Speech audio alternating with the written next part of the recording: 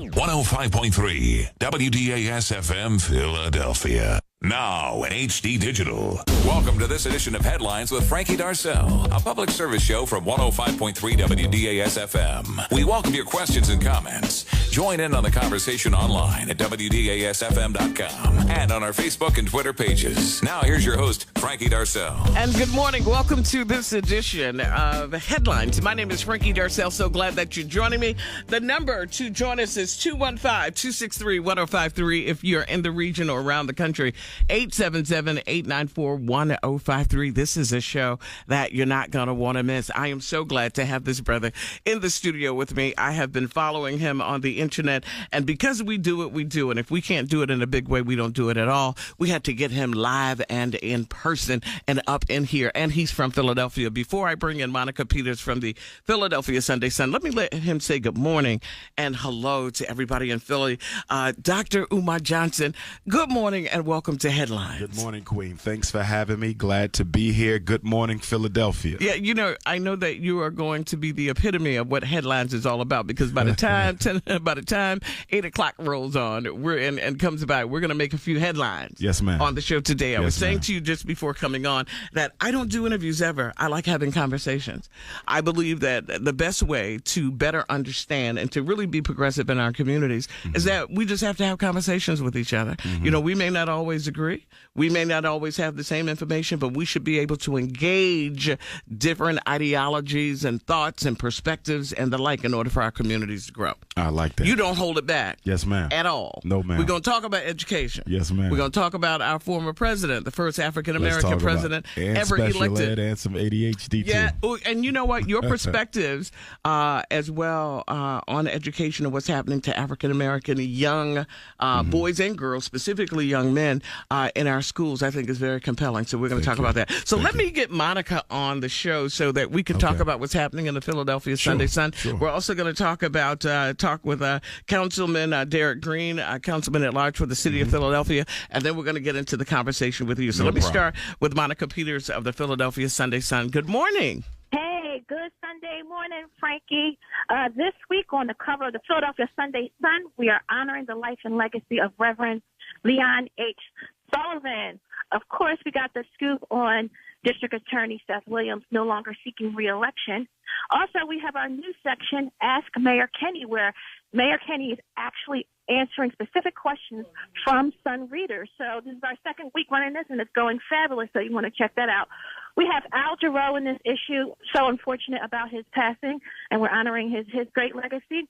Also, Frankie, this is huge. The Philadelphia Black History Collaborative is holding its first annual conference. And of course, we have some giveaways in This Week in Black History. And for more information, you can always call our office at 215-848-7864. And you can always see our issue and read our features on www.philasun.com. So it's Headlines talking about those issues that are important, and there was a promise that he would stop by on a regular basis to keep us up to date with what's happening in City Hall and what's happening locally, regionally, statewide, and nationally. It's good to have with us Councilman at Large, the Honorable Derek Green. How are you, sir? I'm doing well. Thank you for the invitation and the opportunity to talk with you again. Good. Let's start, first of all. So it almost seems like with the reverse of their economic status, Washington almost appears to be the Clampetts. What is going on in Washington, I think many have not seen. It just appears to be chaos, but it's unsettling as a citizen, no matter who you voted for. What's your thought on that, and how is it affecting Philadelphia? Well, I'm very concerned in reference to just how we as a government are functioning. I mean, the president has a very kind of team of rivals type of perspective. Other presidents have had similar type of dynamics in reference to how they bring in people from different policy perspectives, but they generally have been people that have had experience in government. Yeah. And so when you have a group who are kind of in the leadership of the president's team who do not have experience in running government and don't know all the issues and dynamics and just the bureaucracy of running, United States of America, which is a large entity. Yes. And they just don't have that perspective. It makes things very challenging and can make things challenging for us as a city when you have that type of friction and tension in D.C. Yeah. My guest is Councilman at Large Derek Green. So what should people in Philadelphia, as we're hearing all of the news out of Washington, what should we be doing in our communities? I think what we should do as people of color is kind of get more engaged in our local communities to address some of the issues of poverty and crime, and use this action that occurred on November 8th to get more engaged locally and how we all can do our part to try to make this a better city. Yeah. So your closing comments, and thanks again for joining us for Headlines on Sunday. Well, I guess from my perspective, the closing comments, I know there's a lot of anxiety, a lot of angst and concern about what's happening with our country. And I think we just need to take that energy and spirit to get more engaged locally, to help people in our local communities and our community centers and our schools, and really push forward and kind of work together. And that's what we've gotten through these issues in the past, and we will too in the future. All right, great. Always good to have you on the show. Council Member at Large Derek Green. Thank you so much, sir. Appreciate it. Always a pleasure. And again, it's Headlines. The number is 215-263-1053, 877-894-1053. Joining me in this conversation as well along the way, you will hear from Doc B, who is the music director at iHeartMedia.com. You can go to the website and check him out as well online. Doc B, good to have you in the studio. Good morning, Frankie. How are you? I'm well. Good to have you up so early in the morning. I am up early, but, I had to come in early to sit with you. Yeah. Dr. Umar Johnson, there's going to be a lot of knowledge. Yes, I had to come soak some of this up. So I knew this was a brother we needed to have in the studio to get you up at 5 to be in the studio, but it is all good. And there's never a conversation I want to have without engaging the audience, which is most important. So please call in. The author of the book as well, Psychoacademic Holocaust, the special edition and ADHD wards against black boys. Dr. Umar Johnson, Doctor of Clinical Psychology and Certified School Psychologist. Let's start there, but I want to play this first. Sure. Because let me go here first. Tell us your background. Mm-hmm. Who are you? Mm-hmm. Where did you come from? Mm-hmm. How did you get here from A to Z? Well, I'm from 8th and Susquehanna, North Philadelphia. I attended Meade Elementary School. I attended Bieber Junior High School in Winfield High School. I went to the Scotland School for Veterans Children out in Chambersburg. Okay. My father was a veteran of the Marine Corps, and back around World War I, Pennsylvania started a school for the children of veterans, a residential academy up in Chambersburg. And so I was up there for high school. Then I went to Millersville University. Shout out to all the Millersville alum from Philadelphia. Graduated in 97, came right back in 98. Enrolled in a school psychology master's program, got my master's in 2000, Y2K, came back to the school district of Philadelphia. I did a 1-year internship in the very same schools I grew up in, so that was fascinating. Spent 5 years with the school district of Philadelphia, then I quit because I saw what was going on as it relates to the school-to-prison pipeline. I saw too many black boys being diagnosed with learning disabilities, ADHDs, mental retardations, and emotional disturbances that they did not have. So going to work for me was a fight every day because I was being asked to classify kids for special ed placement who had nothing wrong with them. Their only crime was being black, and the only sin was they were never taught. And so then after that, I went into private work, working for charter schools, which I still do now. I do a lot of special ed evaluations for charter schools around the city and state. I go to other states. I help train teachers, educational specialists, and principals. And then in 2010, things kind of changed for me. That's when I did the interview in Chicago, and I did a lecture in New York City. And within 24 hours, my life had transformed. I was like a household name out of nowhere as it related to my work in saving black boys. So I've basically been on the lecture scene for the past 7 years consecutively and internationally. And I'm probably one of the most, if not the most requested black scholar in America. All right. So we're going to talk some more about your academic background in just a little bit. One of the things you did seek to do was to create an environment for African-American boys specifically, but girls as well. And your goal was to purchase St. Paul's as an HBCU grad. So sad to see a wonderful institution like that go under. And you seeked to purchase that property to create an environment that was conducive to education, specifically for those who are African American. Talk about that. Talk about the success or failure of that idea. And then I want to talk about what the resume background would be for someone if that dream is still alive for you to be working a school that you would be interested in running. Certainly. The Frederick Douglass and Marcus Garvey Academy is a vision that I conceived of back in 2005 when I was assistant principal at a charter school here in Philadelphia. And I had found out by working as an assistant principal that I could affect the lives of children far more effectively as a school administrator than I ever could as a child psychotherapist. As a therapist, you might do 40 clinical hours, so that's 40 patients a week. 40. But in the school, you impact 400 every day. So I said, if I'm going to make a living helping children, being a therapist is important, but being an educator is far more important because you prevent the problem before it ever even begins. So it was in 2005 when I really began to take seriously this vision of building a school. St. Paul's became the target campus, if you would, because it was available for sale. It was only $2 million. I had visited. I went there, met with the president of St. Paul's, the realty company representing the sale, so forth and so on. And so we tried to raise $2 million very quickly. And I would say the biggest mistake that I made was not starting the fundraiser sooner, because I still get donations every day. Every time I go to the post office, there's at least a dozen or two there. And most of my donors are repeat donors. They're not one-time donors. But unfortunately, as of last month, I was informed by the realty company handling the sale of St. Paul's that it's been sold. Wow. It's been sold to a white developer who I believe is going to tear part of the campus down and turn it into a residential area or a commercial zone. They're going to save some of the campus, but St. Paul's as we know it will no longer exist. Wow. So now I'm turning my sights and I'm just looking at purchasing a regular day school. We're going to start with a day school because you got to crawl. Here in Philadelphia? Not necessarily. Okay. Philadelphia is an option, but I'm looking everywhere. I'll be speaking in Chicago on Saturday, so there's some schools in Chicago. I have a realtor that's going to show me around there. There's some schools in Baltimore I've been looking at. There's really not much in Philadelphia. Let me tell you what's happening, and this happened in Detroit because I looked at some schools in Detroit just last week or the week before. Because inner city Black America has already been determined to be gentrified. White Americans are coming back to take the city back. So they have to be very careful not to let someone like me purchase a school right in the middle of a gentrification zone. And when you say somebody like you mean what?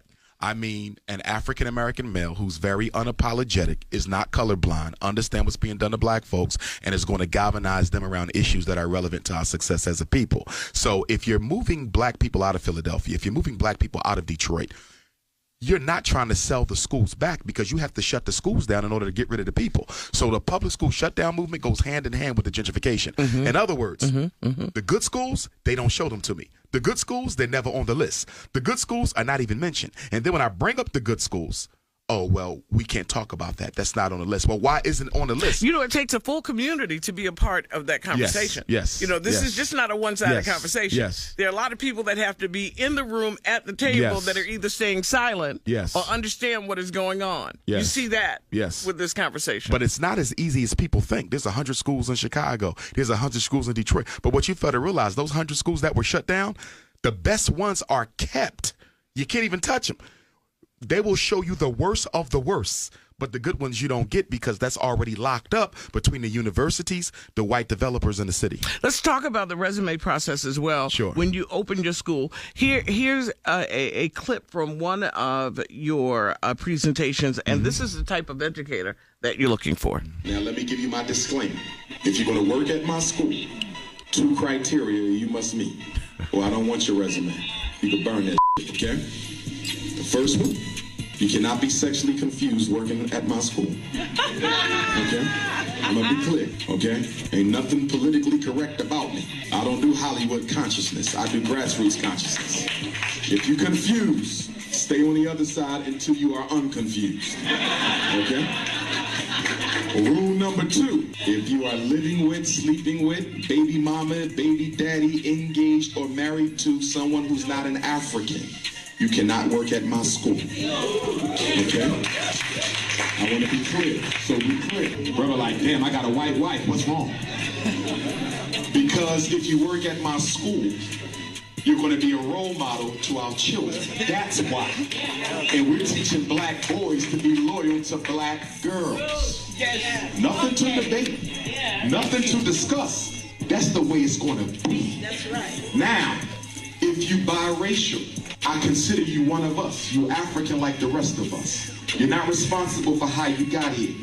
So if your mother is white or your daddy is white, that's your business. I don't have a problem. You just as African as the rest until you prove yourself otherwise. But I want you to understand this. You are expected to fulfill the same criteria as everyone else. So even if you are biracial, You cannot be dating anyone other than an African, or you can't come either. Okay? I want to be clear, because some of my biracial brothers and sisters think they exempt from certain rules. Your ass ain't exempt. Okay? Ain't no jungle fever with you either. Okay? I want to make sure we clear. The Prince of Pan-Africanism is in the studio with me, Dr. Umar Johnson.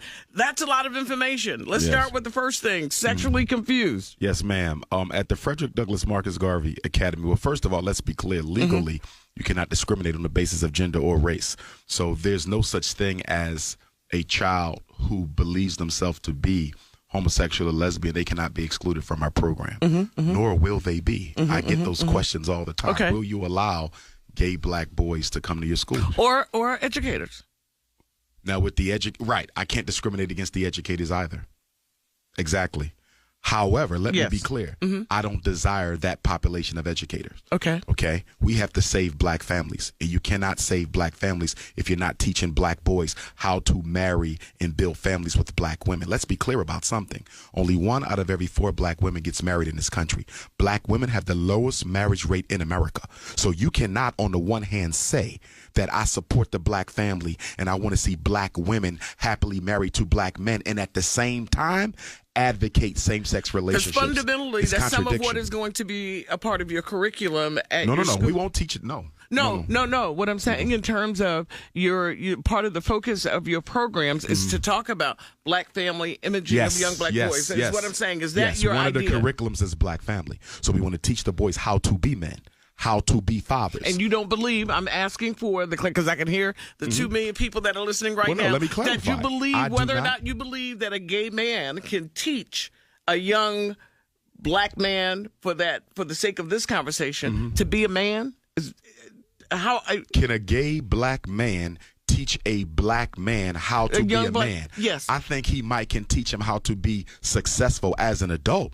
But it depends on your definition of black manhood. And part of my definition of black manhood is being successfully married to a black woman. So if you're not successfully married to a black woman, you're not coming to my school to teach my boys anything. All right. Are you clear on that in terms of the sexuality issue for applying to your school? That was the first issue. The second one. Well, again, you cannot discriminate in hiring on the basis of sexual orientation. So if a homosexual male, applies to my school, he'll be interviewed like everyone else. Right. Am I going to ask his orientation? Certainly I am. And I'm really not interested in having gay men teach at my school, because that's not the agenda of my academy. There's a lot of schools out there that are exclusively for gays. There's an all-gay school in Chicago. There's an all-gay school in New York. There's one that's being developed in Atlanta. If you're a gay black male, go teach at a gay school. My school is not for that. We're not pushing sexual liberation. We're pushing the restoration of the black family. All right. We're going to talk about Pan-Africanism as well coming up in just a little bit, so that those people who may be hearing this for the first time understand the direction that you're coming from. Let's talk about the second issue, which... But let me clarify for 5 seconds. Please. Although I do not support same-sex relationship, I love and care about every black person. This is important to say, because I'm a psychotherapist and I have therapy clients who are homosexual. There's no discrimination. He's my brother. I have therapy clients who are women, lesbian. No discrimination. She's my sister. So I need the listeners to understand that although I may disagree with the behavior, I can separate it from the person.